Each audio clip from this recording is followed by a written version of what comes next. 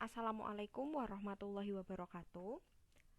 Alhamdulillahirobbil alamin. Pada hari ini kita bisa berjumpa lagi untuk belajar materi fisika kelas 11, materi pertama di semester 2, yaitu gelombang mekanik.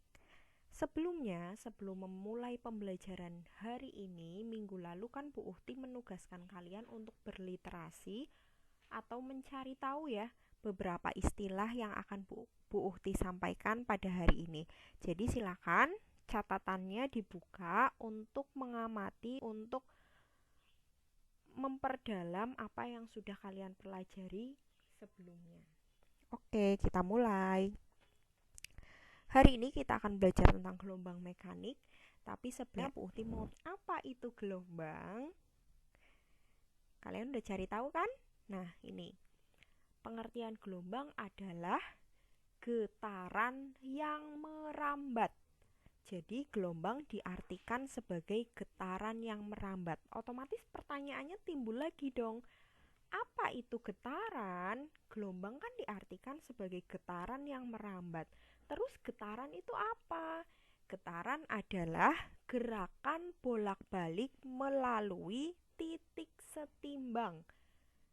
Contoh gelombang yang sering sekali kalian lihat atau bahkan mainkan adalah tali. Kalian pernah lihat tali? Kalau anak-anak pramuka sudah sangat sering ya lihat tali. Nah, pas kalian punya tali, kalian sering nggak memainkan tali tersebut digoyangkan naik, turun, naik, turun, naik, turun. Nah, setelah digoyangkan naik, turun, otomatis akan ada gelombang yang terbentuk. Nah, itu yang disebut gelombang. Gelombang adalah getaran. Naik turun itu kan getaran ya, gerakan bolak-balik menuju titik seimbang. Naik turun kan gerakan bolak-balik menuju titik seimbangnya.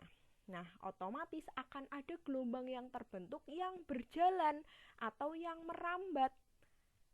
Gini nih gambarannya. Ini dia. Nah, ketika ada tali di gerakan naik turun, itu kan gerakan bolak-balik ya, akan ada gelombang yang terbentuk dan merambat gitu. Jadi pengertian dari gelombang adalah getaran yang merambat. Kalau kalian memberikan suatu getaran terus ada yang merambat, berarti itu terbentuk suatu gelombang gitu. Nah, gelombang juga punya arah getar atau arah gerak gelombang ya. Arah getarannya tadi naik turun, arah gerak gelombangnya ke kanan gitu. Sekarang, gelombang itu ada banyak jenisnya ya, nggak cuma pada tali aja, bentuknya itu banyak. Yang pertama, gelombang berdasarkan arah getarannya. Gelombang berdasarkan arah getarannya itu dibagi menjadi dua. Yang pertama adalah gelombang transversal. Apa itu gelombang transversal? Gelombang transversal adalah gelombang yang arah getarannya tegak lurus terhadap arah perambatannya. Misal tadi gelombang pada tali, terus gelombang pada permukaan air, terus gelombang cahaya. Coba gelombang pada tali tadi diperhatikan lagi, ini gelombang pada tali itu kan di arah atau arah getarannya kan naik turun ya, tapi arah rambatannya ke kanan. Otomatis antara arah getaran dengan arah rambatannya dia tegak lurus. Nih, arah getarannya itu naik turun, arah rambatannya horizontal atau arah getarannya vertikal, arah rambatannya horizontal. Otomatis dia tegak lurus. Otomatis gelombang pada tali disebut dengan gelombang transversal. Gelombang yang arah getarannya tegak lurus terhadap arah perambatannya. Gitu ya. Nah, yang kedua apa? Ada yang gelombang longitudinal. Kalau tadi tegak lurus, kalau longitudinal itu sejajar. Jadi gelombang longitudinal adalah gelombang yang arah getarannya sejajar dengan arah perambatannya. Ada yang tahu nggak contohnya apa? Contohnya adalah gelombang bunyi. Jadi gelombang bunyi itu gambarannya bukan yang kayak naik turun, tapi gelombang bunyi itu arah gambarannya seperti kalau anak pramuka seperti sandi rumput, ada rapatan dan regangan kayak gitu. Contohnya, kalian tahu selinki? Selinki itu biasanya adik kalian punya yang per-peran kayak gitu. Misal nih, ada selinki yang diberi arah getaran sejajar dengan perambatannya, ini gambarnya kayak gini. Nah, misal selinki atau per-peran diarahkan maju mundur, nanti akan terbentuk seperti ini. Ada rapatan, ada selinki yang rapat, dan ada selinki yang regang. Nah, itu gelombang longitudinal tuh gambarannya seperti ini. Gelombang bunyi tuh seperti ini.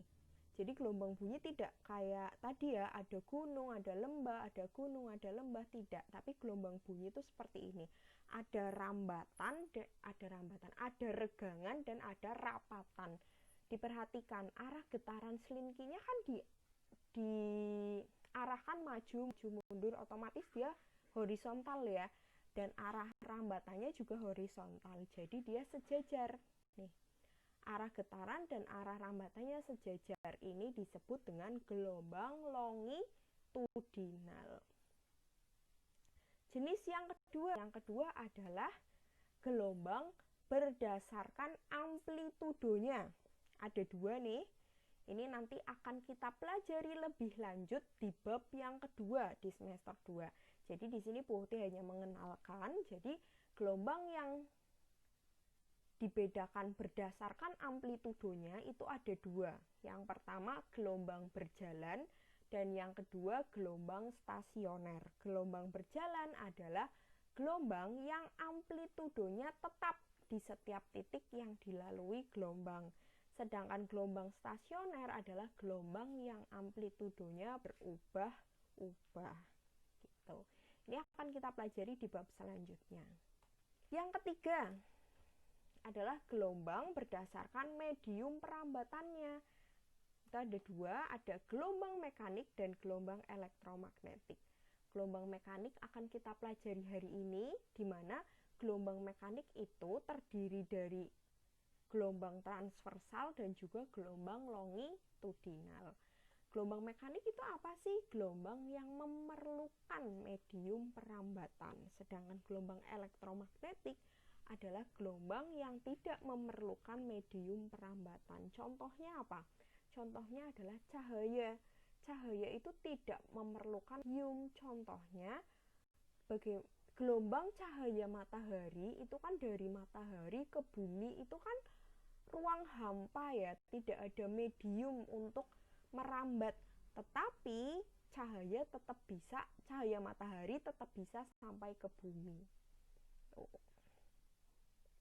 Kita masuk ke anatomi gelombang mekanik. Gelombang mekanik itu kan terdiri dari gelombang transversal dan longitudinal. Kita pelajari dua-duanya. Yang pertama, anatomi dari gelombang transversal. Diperhatikan gambarnya. Jadi gelombang transversal itu bentuknya ada bukit, lembah, terus bukit lagi. Nah, untuk anatomi gelombang yang pertama adalah lihat garis biru atau lihat garis warna biru. Itu namanya lambda. Lambda itu disebut juga panjang gelombang. Lambda atau panjang gelombang itu terdiri dari satu bukit dan satu lembah. Coba sekarang lihat garis warna merah. Kalau dia hanya terdiri dari lembah saja, berarti itu artinya setengah lambda gitu ya. Jadi lambda atau panjang gelombang itu terdiri dari, untuk gelombang transversal terdiri dari satu bukit dan satu lembah. Kalau Bu Uti tanya, kira-kira di gambar ini berarti ada berapa lambda? di gambar ini kan terdiri dari 2 bukit dan 1 lembah. Otomatis ini terdiri dari 1,5 lambda gitu ya. Nah terus ada lagi, dilihat titik-titik yang kuning. Titik-titik yang kuning disebut dengan amplitudo. Nah, apalagi ada yang ini nih, titik B dan titik F itu disebut puncak atau disebut juga dengan perut gelombang, sedangkan untuk titik D itu disebut dengan lembah atau dasar, atau disebut juga dengan diulangi ya, untuk titik B, titik D, dan titik F itu disebut puncak. Maaf tadi salah, untuk titik B, titik D, dan titik F itu disebut puncak atau perut. Nah, sedangkan untuk titik A, titik C, titik E, dan titik G disebut dengan simpul atau titik simpul gitu. Nah, sekarang gelombang longitudinal. Untuk gelombang longitudinal itu kan dia terdiri dari rapatan dan regangan. Bagaimana lambdanya? Lambdanya otomatis terdapat 1 lambda atau 1 panjang gelombang itu terdiri dari 1 rapatan dan 1 regangan. Kalau dia hanya regangan saja atau rapatan saja berarti dia setengah lambda. Kira-kira di gambar ini berarti berapa lambda? Ada 2 rapatan dan 2 regangan, berarti berapa lambda? Berarti 2 lambda gitu ya. Nah, itu anatomi gelombang. Nah, sekarang besaran-besaran gelombang. Besaran gelombang ada apa saja? Untuk gelombang mekanik ada 3. Yang pertama adalah periode, yang kedua frekuensi, yang ketiga cepat rambat gelombang. Yang pertama, periode. Periode itu apa? Periode adalah waktu untuk menempuh 1 panjang gelombang.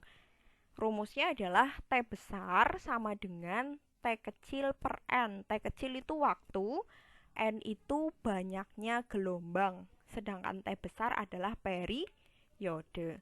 Frekuensi apa? Frekuensi adalah banyaknya gelombang yang terjadi setiap satuan waktu, atau lambangnya F kecil. F kecil sama dengan N per T. N itu apa? Banyaknya gelombang. T itu apa? T adalah waktu. Dilihat coba, rumus antara periode dan frekuensi itu kan hampir mirip ya, tapi berbanding terbalik. Otomatis untuk periode dan frekuensi itu ada hubungannya. Adapun hubungan antara frekuensi dan periode adalah T sama dengan 1/f atau F sama dengan 1/t. Besaran lain dari gelombang ada yang disebut dengan cepat rambat gelombang. Mengingat pengertian dari gelombang adalah getaran yang merambat. Merambat itu apa? Merambat kan berjalan ya, atau bergerak ya. Otomatis sesuatu yang bergerak pasti memiliki kecepatan.